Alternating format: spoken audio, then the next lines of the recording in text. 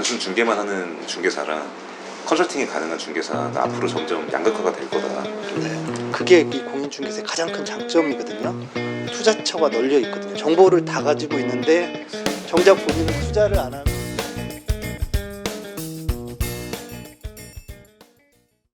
그러니까 방금 해주신 말씀이 이제 업무용 부동산에 진입하려는 중개사들한테 도움이 많이 될 것 같은 내용인데, 근데 지금 또 여기 박종일 부동산 중개법인이 업무용 부동산 위주로 많이 하고 있다 보니까 저희는 거의 한 7대3, 8대2 정도 비율로 업무용이 좀 더 높은 편이죠.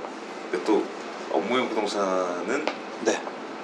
저희 중개사가 만약 10명 있다 그러면 그 중에 반 이상이 주거용 부동산 위주로 일을 많이 하고 업무용 부동산 적다 보니까 되게 배우기도 어렵고 뭔가 고수의 영역이다, 뭔가 이런 이미지 또 있는 것 같아요. 그래서 업무용 부동산의 장점이나 단점 이런 것들 말씀해 주시면 도움이 많이 되지 않을까.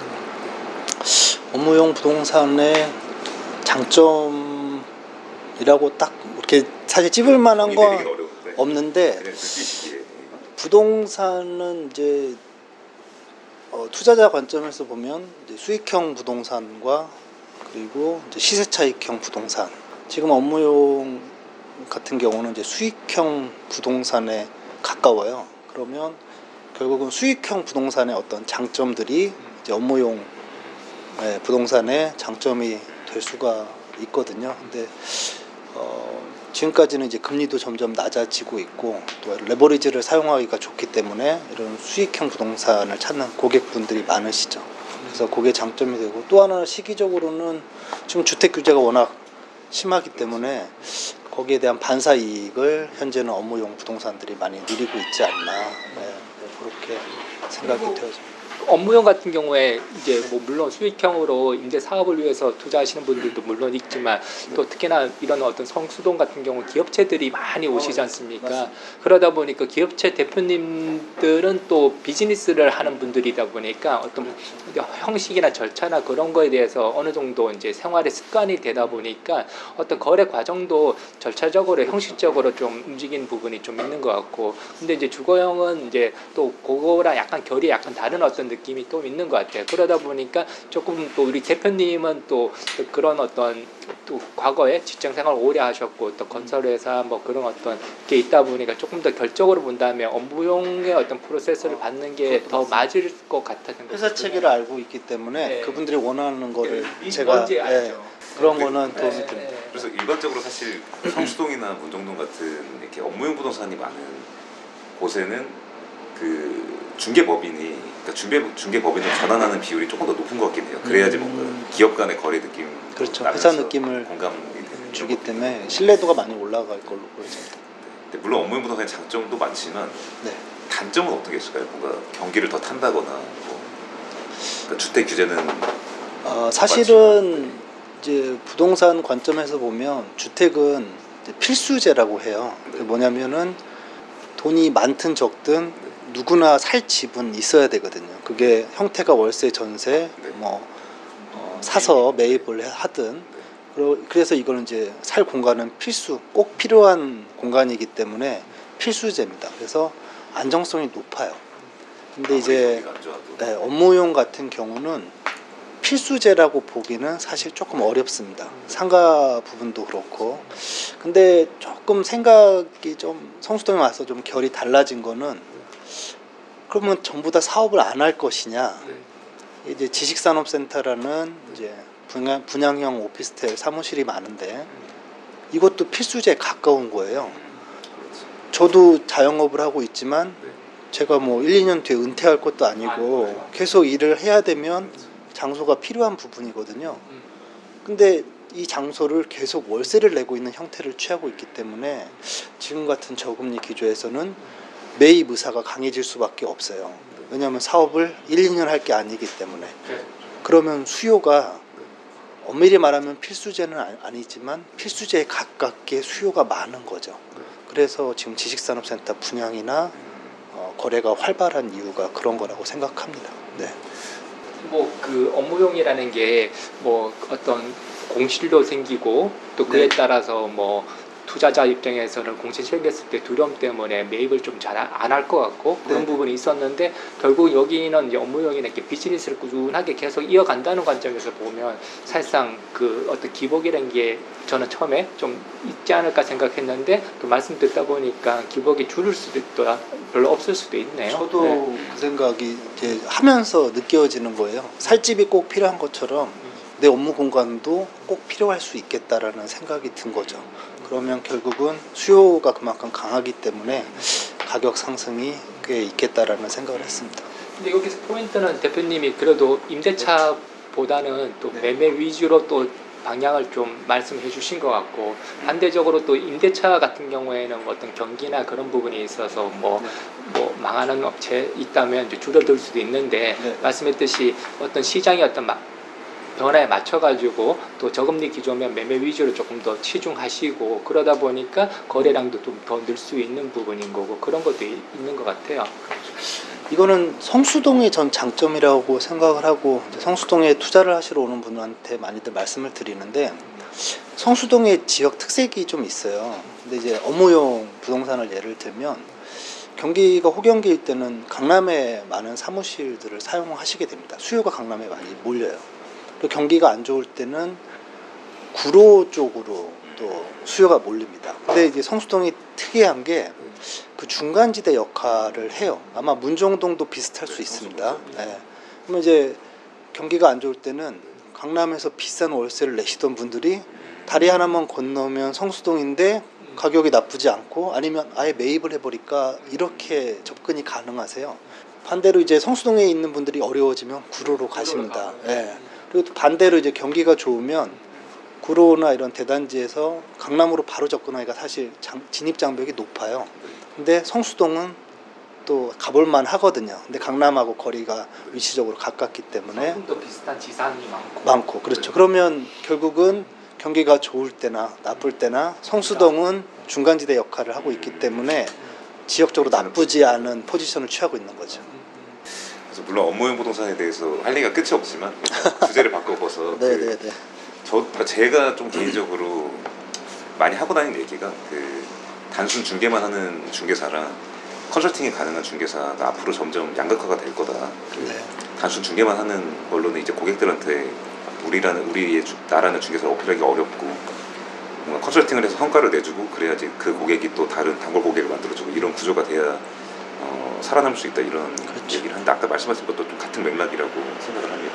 근데 그런 거에 대해서 사실 기존 중개 시장에는 이런 논리도 있었잖아요. 그 투자자 마인드로 중개하면 망한다 뭐 이런 예를 들면 네. 그러니까 다 정답은 아니지만 그런 처음 들어보잖아요. 저 처음 들어보는데요. 그러니까 이런 논리도 있더라고요. 저도 이제 어디서 그런 얘기를 들었었는데 근데 그런 거에 대해서 사실 저도 어느 정도 반대하는 입장이고 아까 네. 촬영 전에 잠깐 말씀해 주셨는데 그런 거에 대해 반대하는 의견을 표현을 해주셨는데 저도 사실 신입 중개사분들이 그럼 뭐 투자자 마인드로 중개하면 망한다 이런 옛날에 어디서 근거 없는 논리들을 듣고 그런 막 시장에 대해 공부를 안 하고 인사이트를 기르지 않고 그냥 앉아서 A라는 매물 찾아주세요. A라는 매물 여기 있습니다. 이거를 바라고 중개시장에 뛰어드는 거라면 그걸 기대하고 중개업으로 지금 돈을 벌길 기대한다면 오히려 사실 엄청 보수적으로 봐야 된다고 생각을 하거든요. 그런 거에 대한 대표님의 의견이 궁금합니다. 사실 이제 중개 수수료 관련도 논란이 많이 그렇지. 있고 지금 정부에서도 시도하는 부분들이 있는데 저희가 중개 업무를 알선 업무만을 선택하면 아까 얘기한 대로 이런 매물이 있고 이걸 찾는 고객이 있고 그냥 그걸 연결만 시켜주는 일이라고 하면 지금의 보수료는 상당히 높다고 많이 생각들 하실 거예요. 그래서 저희는 이제 단순 알선 업무가 아니라 그 사이에 일어나는 분쟁이랄지 방지할 수 있는 것들 그리고 투자로서 어떤 가치 있는 것들 이런 걸 컨설팅 해주는 것이 결국은 차별화도 되고 그 보수 이상을 받는 역할을 할 수 있다라고 생각을 하거든요. 그러니까 사실은 전문가가 되셔야 돼요. 왜냐면 고객분들이 요새는 정말 똑똑합니다. 네. 근데 고객분보다도 중개사가 전문성이 떨어진다면 신뢰받기는 굉장히 어렵거든요. 그러니까 부단히 노력을 하셔야 되고 저도 이제 2011년도 일을 시작하면서는 알선 업무 배우기도 벅찼죠. 직원으로서. 근데 이제 2015년 제가 개업을 했는데 되게 충격적인 이제 질문을 받아요. 고객한테. 고객분이 한 분도 아니고 여러 분이 오셨어요. 앞으로 집값이 떨어질 것 같아요, 오를 것 같아요를 물어보시는 거예요. 근데 저한테 솔루션이 없는 거예요. 글쎄요. 이게 떨어질지 오를지 그거는 지나봐야 알지. 이걸 제가 어떻게 그냥 그때 뭐 시세보다 싸게 나오면 이거 금매니까 사세요. 뭐 이렇게 하지. 향후에 대한 비전 제시를 해줄 수 없는데 고객들은 그걸 알고 싶어 하시거든요. 지금 시기가 집을 팔 때인지 살 때인지, 앞으로 집값이 오를지 떨어질지. 그래서 이제 저는 공부가 필요하다는 걸 좀 느꼈고요. 그때부터 이제 공부를 좀 하고 세미나들 많이 찾아다니고, 지금 시기가 앞으로 부동산 가격이 오를지 떨어질지에 대한 이제 판단력은 생긴 거죠. 기준이 생기면서 이제 그런 거를 제시해 줬을 때 고객들은 그 이유랑 들어보시고, 아 괜찮겠구나, 지금은 투자를 해도 좋겠구나, 이제 이런 판단을 하실 수 있는 거죠. 그러면 이제 저도 질문을 드리고 싶은 거예요. 지금 신입 공인중개사나 이 업을 하시는 분들한테 앞으로 부동산 가격이 오르겠습니까? 아니면 당장 내년에 부동산 가격이 떨어지겠습니까? 거기에 대한 답변이 준비되셨는지. 이제 그게 본인의 경쟁력이 될 수 있거든요. 저는 이제 그 솔루션을 가지고 있어요. 이게 물론 틀릴 수 있지만 그 고객분들은 전문가의 의견이 궁금한 거잖아요. 그리고 그렇죠. 그 디렉션을 주길 바라는 거고. 약간 이런 거죠. 네. 이제 저는 지금 시점이 이제 늦가을에서 초겨울 정도 시점이라고 보여요. 이제 사이클 상으로는. 네. 근데 올 겨울은 그렇게 추울 것 같지는 않아요. 그러니까 조심은 하되 지금도 투자는 할 시기라고 저 나름대로는 이제 판단을 하고 있거든요. 겨울은 맞아요. 지금 경기가 워낙 안 좋기 때문에. 근데 그만큼 통화 부양도 하고 있고 여러 가지 정책들을 피고 있어서 지금은 계속 상승을 좀 하고 있는 상황이거든요. 주식도 그렇고 부동산도 그렇고. 그러면 적극적인 투자는 아니지만 약간 보수적으로 투자는 계속 해야 된다. 요거는 이제 또 사실 경제랑 맞물리는 그렇죠. 얘기라. 사실 이 얘기도 저는 하고 싶은데 지금 너무 이게 길어지다 보니까 다음에 기회가 되게 되면 좀 딥한 얘기를 했으면 좋겠는데. 네네네네. 박수영 대표님의 중개사로서의 꿈이나 목표가 있다면 어떤 게 있을지. 저는 일단은 이제 이 업에 대한, 그러니까 이게 좀 이상하게 들릴 수 있는데요. 저는 공인중개사 일을 하고 있지만 최고의 공인중개사가 되고 싶은 생각보다 그냥 차선의 투자가가 되고 싶은 생각이 훨씬 강하거든요. 그러니까 저 스스로도 경제적 자유를 얻고 싶고, 제가 이제 그걸 통해서 이제 얻은 지식을 통해서 저희 가족, 지인들, 뭐 고객분들도 같이 경제적 자유를 달성하는데 일임을 하고 싶은 생각이 되게 큽니다. 그게 공인중개사기 때문에 더 가능한 부분도 있고, 그래서 꿈이라고 하면 제가 아는 많은 분들이 경제적 자유를 얻는데 제가 조금이나마 도움이 될 수 있는 사람이 되고 싶어요. 네, 그게 이제 제 꿈이고, 그리고 이제 새로 시작하시는 공인중개사 분들한테 이제 좀 당부를 드리자면, 이게 공부할 게 굉장히 많습니다. 공인중개사 분야가 너무 많아요. 공부할 게 많기 때문에 스스로 이제 전문가가 될 수 있는 노력들을 반드시 하셔야 된다고 보시고, 그리고 더불어서 저는 중개사를 통해서 많은 돈을 버는 것도 중요하지만 투자를 반드시 병행해서 오히려 해야 된다. 꼭 행동에 돌입을 하셔야 된다. 그리고 그게 이 공인중개사의 가장 큰 장점이거든요.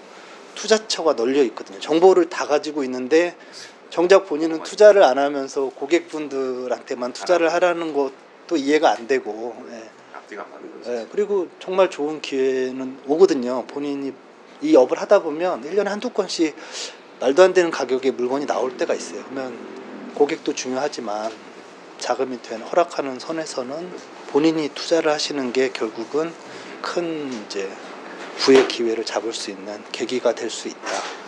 그걸 유념해서 좀 일을 하셨으면. 아니, 최근에 보면 이제 공인중개사 시장에서도 보면 공인중개사 이제 시험에 응시하시는 분들은 많이 늘어나고 있고, 또 그 다음에 나름대로 뭐 좋은 직장에서 근무하시는 분들도 그만두고 이제 공인중개사 업에 진출하시는 분들이 많이 생기고 있는 것 같아요. 그게 이제 결국은 어떤 시장이 많이 이제 좋아지고 있고 공인중개사업 시장을 얘기하는 겁니다. 네. 많이 좋아지는데 근데 그분들이 기대하는 게 과연 무엇일까? 왜 이 시장에 진출할까 보면 단순하게 뭐 말씀했듯이 중개만 하기 위한 게 아니라 이 부동산 상승 나도 경제적인 자유를 누리기 위해서 정보를 많이 취득하거나 많이 공부할 수 있는 그 공인중개사업 시장에 들어가고 싶다는 뜻인 거잖아요. 그래서 순수하게 그분들이 최종적인 목표는 결국은 투자해서 돈 벌고 싶다 그거라고 보여지거든요. 그래서 말씀했듯이 이거를 병행을 해야 되는데 근데 이제 사람들이 그 업에서 들어와서 어찌 보면 지치는 거죠. 그 뭐 그냥 여기서 투자도 해야 되는 거고 그래야 되는데 거기서 업만 이제 보고 이제 중개업만 그냥 하는 거인 거죠. 그런데 그 업에서 좀 정말로 말씀드린 벗어나 가지고 업만 하는 게 아니라 여기서 뭐 쌈짓돈처럼 모아가지고 그 종잣돈 모아가지고 그걸 또 투자하고 하면서 궁극적으로 경제적 자유를 누려야 되는 부분인데 그런 부분들을 좀 끈기 있게 계속 해야 되고 그걸 꾸준하게 해야 되는 게 참 중요한 것 같습니다. 그게 또 그렇게 해서 투자를 하시게 되면 업이 즐겁습니다. 네. 그리고 이제 돈 때문에 일을 하려고만 하면 사실 힘든 일도 해야 되고 어려운 고객분들도 다 응대를 해야 되는데 본인이 투자로 인해서 약간의 소득이 있다고 하면 조금 내려놓을 수도 있어요. 정말 힘든 고객분들은. 그러면 계속 좋은 일들만 할 수가 있고 좋은 고객들만 주변에 남기 때문에 일이 되게 즐거워질 수도 있습니다. 네네. 네, 이렇게 해서 오늘 그 성수역 2번 출구 그 박종일 부동산 중개법인에 와서 박승용 대표님이랑 이야기를 나눠봤는데 굉장히 인사이트도 좋으시고 그 공부를 많이 하셨다는 느낌이 그 전파가 되는 느낌이었고 많이 배워간다는 느낌으로 얘기 듣고 가겠습니다. 네. 네, 시청자분한테 마지막으로 예. 인사해 주시죠. 하여튼 또 이런 기회를 주셔서 덕분에 또 즐거운 대화를 나눈 것 같고요.